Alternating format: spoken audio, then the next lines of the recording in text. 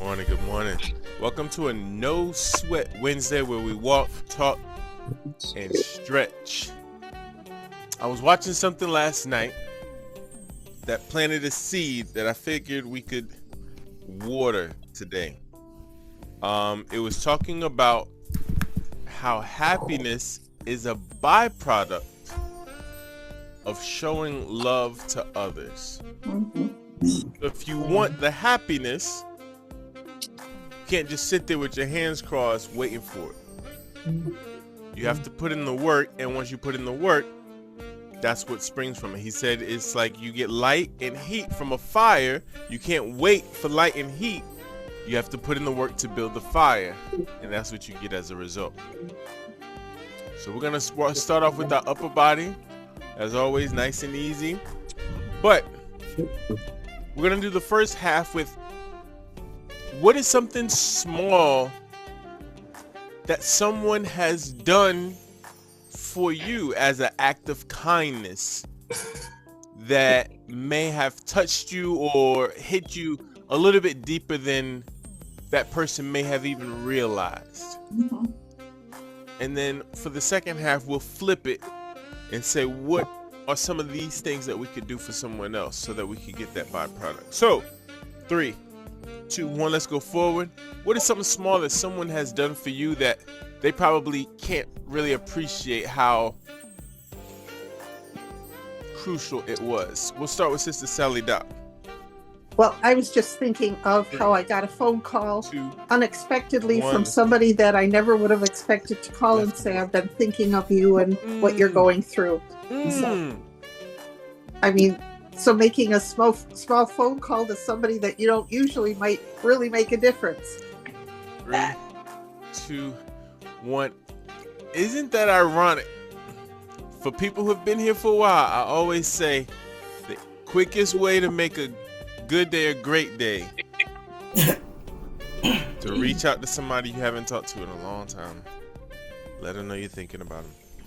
Yeah, that is awesome. Thank you for sharing that. JP. Good morning, everyone. 2. I had a We're gonna go sister. back I and guess forth. you never know how people. I do things for others, and I don't worry about getting anything back. But this sister came over, and I have a fenced-in yard, 5, and all around my yard there were vines that had grown. 4. This sister came over with her weed spray. We pulled these weeds together. Stop it. But never thought, and she was just telling me the type of person that I am, that I showed her out of the act of, I mean, it brought 1. tears to my eyes. You roll back. Ooh. That was, I mean, if you had seen my fence, and I mean, we went all the way around the house. Wow. That's a real one. She a real one. Yeah. But you know what, Clinton? Sometimes, and I'm gonna try not to get emotional. Sometimes 1. Let's go forward. I wonder what people see in me. I'm just the type of person who gives, not looking for nothing. 3, 2, But when you acknowledge for other 1. people, Let's bring it the up. blessing comes because you're not looking for anything back. You just do it. Your heart leads you to do it. But then when somebody realizes what you have done, then you see that it's coming back. That is awesome. That is awesome. You make me want to write her a thank you note. Good Lord. I mean, she was out there getting it. Yes. Sylvia Gibbs. 5. Good morning, friend. 3, Good morning. 2, Good morning. 1. We're coming behind our head. There's a sister in my congregation who's going through a lot with her family members. And she's sick. And 5, 4, hardly anyone reaches out to her. 2. So I send her a lot of encouraging posts and a good morning every morning. and she really appreciates it. And she tells me that I really touch her, and just the little things that I send her are very encouraging to her. And she cries because no one reaches out to her. Who did she reach out to? And with all that she's going through, I'm the one that reaches out to her. And I've been doing it for a short while. And that really touches me. I never know when I send someone anything if it really touches them. But she tells me that I encourage her, and that really, like Jacqueline says, you never know how other people feel about you. 2, 1. And lately I've been getting a lot of that with people telling me that what I send them is very encouraging and not to stop. They may not reply all the time, but please don't stop sending them the encouraging messages that I send them. So that touches me. It's like a twofold to what you want to hear this morning. So I touch them and they touch me by letting me know that the encouraging post that I send them encourages them. So that makes me feel good.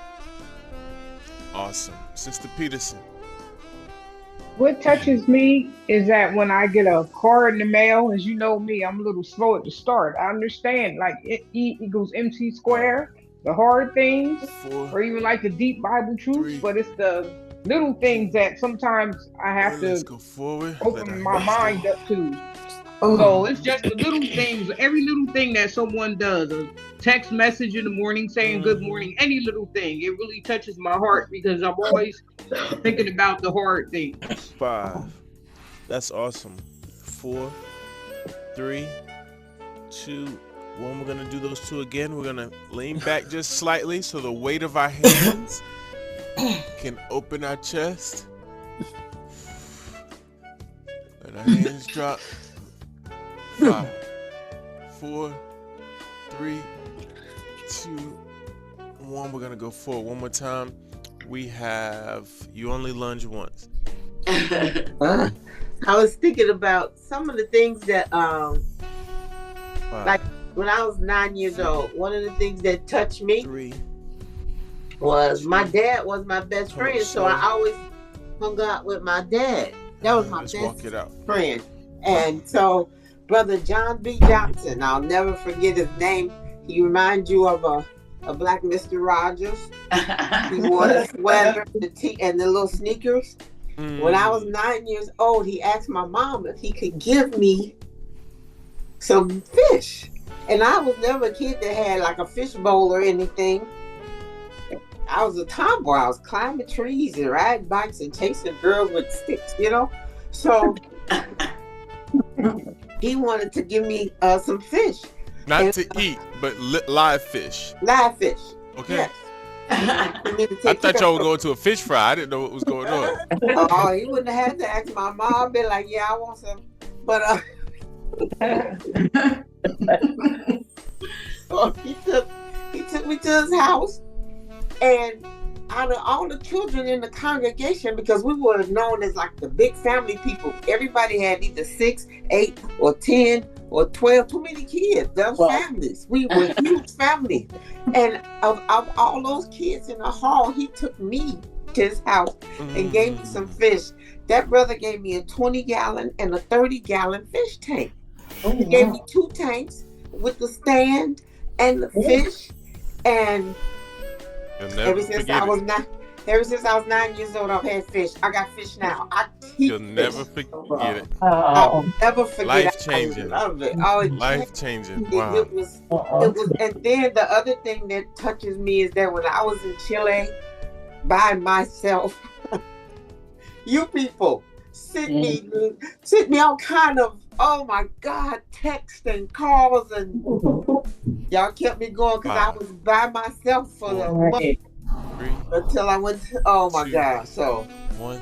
Love you all. I appreciate that. And it's not like you're looking for nothing in return when you do for people, but when they tell you, well, you are always such and such or such, it just, It's a heartwarming experience. So love y'all. 3. Thank you. It is awesome for sharing. 1. Let's go forward. She said, "I got fish to this day." Wow. Just bought 5. And he just bought 5, and he would never know what that moment would have been.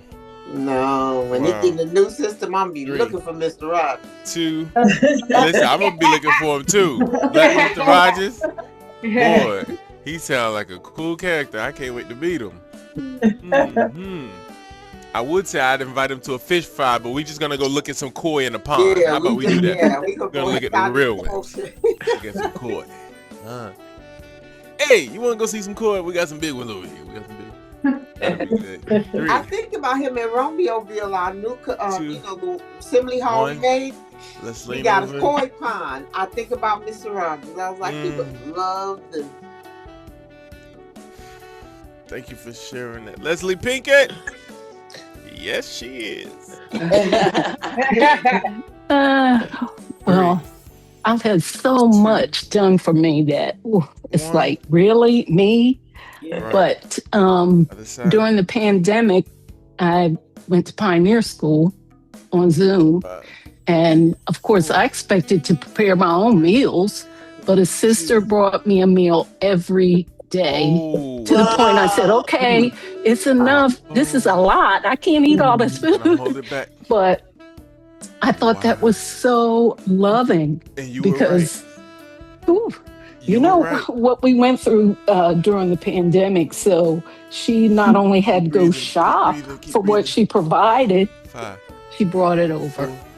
No way. So loving. 3, yes. 2, and 1. Yeah, people like that, that's woof. That is extra. That is extra. And then at a certain point, it's not even the food anymore. It's you just thinking about the thought that goes into.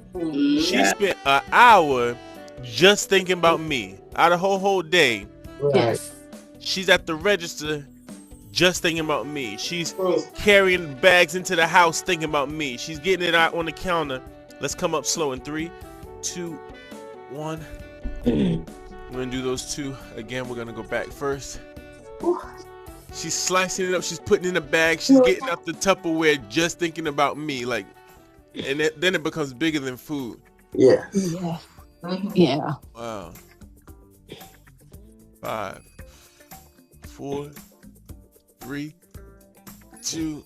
Oh, I needed this one, but I'm sorry. I didn't even know. I needed that one. Let's go down one more time. Thanks for sharing that. Let's go to Debbie Belinsky. I just love saying that name. What a cool name. How many times have you woke up and said Belinsky? Like nobody, you don't do that. Don't do that. Hopefully all in a good way. In a good way, all the time. 4. I have a funny story. When I had my hip replacement, we kept looking for a proper toilet commode and couldn't find one. So 2 sisters from my hall went to several stores to find me one. Came here, put it together for me. No way. It just, it was funny because that's kind of a personal item, but they still took their time out of their day to come and do that for me. So that's nice. That's real. Yeah. That's real. Love and action. The thing is, mature people understand that we're humans. Right. Humans need human things. And it shows that you have mature friends that understand that we're all human. 3, 2, 1. Show yourself some love. I love it. R&R. Good morning. After my mom died, the floor in my kitchen needed to be replaced. So my brother and my father packed up everything. My mama had everything that you may want in the kitchen, every gadget or whatever. So there was a lot of packing up to do. So as they put the floor back together, everything was just strode everywhere, just in boxes. You didn't know where anything was. So these 2 sisters that clean house came and reorganized my kitchen cleaned it up, threw the boxes away. And this is what they do for a living. So I was expected to pay them. But they would not take any money from me any kind of way. And so I really appreciate that. One, we're going to pull our fingers back again. That is beautiful. That is beautiful. Yeah, it lasts a long time. When people do things out of the kindness of their heart, it lasts a lot longer than material things. Yeah. Cody Simpkins. How you doing? Well, 4, 3. When I was a child, we lived in South Carolina, right? My brother and I were not the most well-liked children in the hall. Or should I say we were not the most popular children in the hall. And there was a couple that took personal interest in us.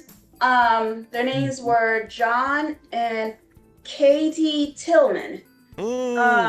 Sister Tillman and Brother Tillman were like our very first spiritual grandparents. They took personal interest in us. They took us out of service, especially when our parents went to work. Take a walk. And Sister Tillman was the one who bought me my very first pocketbook. Very near and dear to my heart. That is awesome. Sound like some cool people. But Brother Tillman's long since passed away, so I look forward to meeting him back in the new system, and giving him a really big hug and saying thank you for taking, the time to give us like personal interest in both me and my brother. Yeah, that's awesome. That is awesome. You gotta introduce me to. Like I said, when everybody's meeting each other, I'm gonna be over there in the corner with the grapes. It's gonna be good. It's gonna be good. That one had a seat in it. Ann Douglas. Good morning, friends. Good morning. It's yesterday. I was reaching out to the service overseer to send me some more territory, and his wife, she reached back out to me. Let's go knees up. Through a text, and I hadn't seen it, so I called her, and so we got all that straightened out with the territory and everything. She said, "Oh, and by the way, I was gonna call you anyway sometime today." She said, "I'm at the assembly hall right now." She said, "But there's a sister in our hall getting ready to have surgery next week." She said, and I want you to make your chicken noodle soup. I said, okay. I said, no problem. I said, when do you need it? She said, next Thursday. And she said, and I know I could always count on you, Ann, to fix food anytime, that I mean, that's the part I didn't expect for her to say, And so after I thought about it, you just do things because it's the right thing to do, and you want to help. But like one sister said earlier, you're not looking for any accolades. You're just trying to do what you know is the right thing to do. So I really appreciated that, and I will be telling her that I appreciate her for thinking of me like that, because she didn't have to. She didn't have to say that. She didn't even have to feel that way, and I didn't expect that. And then I was gonna tell about. You never know your own reputation. You never know how people see you. Right. And then another one, and I'm gonna try not to get emotional with this one because this happened about, I guess, 15 years ago when my children were really small. We were going to the assembly. I barely had anything to fix for lunch, but I was determined not to not go. So I went in there and I fixed what little bit I had for me, really for 3 children, because I wasn't gonna eat. I was just gonna give it to my children. So when it came time for lunchtime, I had this little bitty food in this lunchbox, and I walked up to the cafeteria with my kids and looking at everybody's hoagie sandwiches and you name it, everything was smelling so good. The kids, they looking, I know they hungry. I sit down at the table, got them all seated, put that little lunchbox on the floor. And when I went to bend down to pick it up, I heard this big thump. in the middle of the table, right in front of me. And I looked up, and it was his sister that went to my hall. She had this humongous picnic basket full of food. Stop it. I promise you, you name it. Sandwiches, chips, cookies. Wow. Fruit pouches, juice pouches, you name it. It was in that. Peanut butter crackers. I mean, you name it. Wow. I just sit there and my eyes start welling up with tears because I know that was Jehovah, you know? Really welled up in tears. That's beautiful. Oh my goodness. That's and so beautiful. what I did, you know, I took that little lunchbox and I put a couple of sandwiches, the long sandwiches, you know, where I could cut them in half to bring back for the next day assembly, you know. And so it's just amazing how, and this sister, she's known for helping people all the time because she's pretty wealthy. And oh my goodness, I just knew that was Jehovah. That was thank you for sharing. That is beautiful. It's beautiful. I will interject this. Wealth and generosity do not always go hand in hand. No. It's two totally separate qualities. Some people have a lot and all they do is pinch pennies thinking, what if I lose some? What if I lose some? Some people, like the Macedonians, they didn't have 2 pennies to rub, but they wanted to give what they didn't even have. So she happened to be wealthy, but she happened to be generous as well. And you know, Quentin, about 6 years later, press our heel down. About 6 years later, I told her about that. And I told her just what I just got through sharing with you guys. And she said, oh, and she said, I never would have known that. She said, but you know, she said, I just find that Jehovah, it's like Jehovah uses me to help others. And she is awesome. So, I mean, she is awesome. She is so sweet, you know. She sounds like a real one. Yeah, she is. And I told her, I said, girl, I said, when you set that basket in the middle of the table, I said, you just don't know. You don't know what you did for me that day. You know? And put that heel down. And it took me a minute to even start eating because I just wanted to process. But I didn't want the children to see me crying, and you know, and I'm like, oh my gosh, what just happened here? You Jehovah. That's where the Hallelujah meets the Luyer. Hallelujah. 5, 4, 3. But you know, I think I could have stayed at home, but I know I didn't want to stay at home. That wasn't in me. Not go to the assembly, you know. Right. But it's like when Mary, they were about to run to the tomb. They're like, how are we gonna roll this stone away? They were like, we'll just go down there. And the stone was rolled away for them. Like, how am I gonna feed my family? It's like, I don't know. We're just gonna go there, and the food was provided for it. That's beautiful. Walk by faith, not by sight. BJ Simpkins. Morning, everyone. Good morning. When I was in grade school, I was maybe in 5th grade, and I had an accident at school where I went through a window and cut my lip. And I was very self-conscious of it, so I didn't smile after that because it made my lip bigger. Right. And so I never would smile. So I think she was my great aunt, sister. One day she told me, "You have such a beautiful smile. Why don't you ever smile?" And at 13, I started smiling. And I haven't stopped. I still don't like my smile. That's why I don't like taking pictures. But I haven't stopped smiling since. I love it. Never forget for telling me that, because smiling, it makes you happy from the inside. And so when I started to smile, I became happier, and I started to grow spiritually as well. So look at that. Wow, there's actually the original song called Just a Smile. How powerful a smile can be. So that is, it can have a great effect. Wow, look at that. 5, 4, 3, 2, and 1. If you're driving, you might want to mute yourself. Let's go left to right. Arnett Brunson. Hello, Quinn. Hello, everybody. Hello. I have a book that my daughter had written for me, and it's entitled "Mom, I Love You." Wow. And her name on it. 3, and in that book, she expresses how she feels about me. Every time that book, it just fills my heart with joy. I just love how she had it written with my name in it and everything. And it just makes me feel so good every time I read it. And I just love how she expressed it to me. And I just love my daughter so much for doing that book for me. Wow. Not many people can say that. 3. Not many people can say that. 2. Last one. Got a custom book. Wow. Terry Black. Good morning, friends. Good morning. First of all, I'd like to mention Cody Simpkins.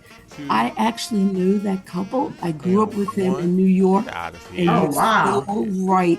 The Tillmans were he particularly, they were just wonderful people. And I was so happy hearing that. But my experience with Joy was many, many years ago, my son was sick. He was 2 years old, and we went from doctor to doctor to figure out what was going on. And then I finally found one that said he required surgery. My mom called. We were living in different states. My mom called, and I was holding it together all that time. But when she called, she says, "Terry, how are you doing?" I just couldn't stop crying. She was on the next plane to Florida just to comfort us and to be there during the surgery when a hurricane was expected. So I never forgot that. And he's 29 years old. And I says, that's love. Wow, wow, Yes. wow. Yes, it is. That way forward. Wow, wow, wow. Mr. Black, Sister Terry. Yes. You know Cynthia Willis? Excuse me? You know Cynthia Willis? Of course. I grew up with Cynthia. Hi, Terry. This is Betty Simpkins. Hello. This is your while back. We did meet, didn't we? Yes. Wow. Sorry, Quentin. What? No, we got breakout rooms. No, it's fine. It's fine. Technology, baby. Push that hill down. We're gonna shift forward. Nah, it's awesome witnessing reunions. I just didn't bring my grapes. That's the only thing I'm upset about. I like to eat grapes when I see reunions. Seedless grapes. 5, 4, 3, 2, 1. Let's release that slow and walk it out. Man, she said she hopped on a plane. Said somebody need a hug. Somebody need a hug. Nina Harrison. Day friends. Morning. 3 things I'll mention briefly. The first thing, several years ago, my husband and I were going through a difficult financial time, and I continued to do what I needed to do spiritually. I was always at the meetings and in service, and a good friend of mine called me one day. She said, "When I saw you in service today, your light was looking a little dim. You doing all right?" And I said, "Yeah, good." You know, the typical answer we give. Yeah, we yeah. High five. What makes you think something's wrong? Full struggling. So, she said, "Okay, well, you say you're all right. Well, all right, I need you to meet me at the gas station in about 15 minutes. We live very close to each other." I was like, I just remember saying to myself, when I looked at the gas tank when I pulled in the driveway, I don't remember having that much gas. But I didn't say anything. I knew she had a good reason for, me meeting her at the gas station. Read straight up and So down. I went there, and she said, "Pull up over there to the gas pump." Yes, she did. And I did. And she said, she peeked her head in, and she called her son over. She said, "Come here, pump this gas for Nina." And then After he finished, I said, you know, of course I was in shock. I was like, what are you doing? He said, just hush. Don't fight, just hush. And so 3. After that, he wound up putting a wad of money in my hand. Oh my goodness. And I took it home after telling her thank you profusely. I took it home and gave it to my husband, and we both were teary-eyed because it was just, we didn't know where anything was going to come from. And so she told me later, she said, you see, the benefit of being in Jehovah's family is that we notice each other. We see each other. So it wasn't about the money and what she did. It was about being seen, and she allowed herself to be used by Jehovah. So that was one thing I wanted to share with you guys. And another thing, you know what? Is there any way we could say that with just for a few seconds, because some people are gonna have to run. This is the end of the class. But we do want to hear that. So stay tuned. But believe it or not, 30 minutes flies by extremely fast, especially when you're having fun with your friends. But technically, we have to wrap this one up in 5, 4, 3, 2, and 1. We just got moving. Great job. Thank you, Question.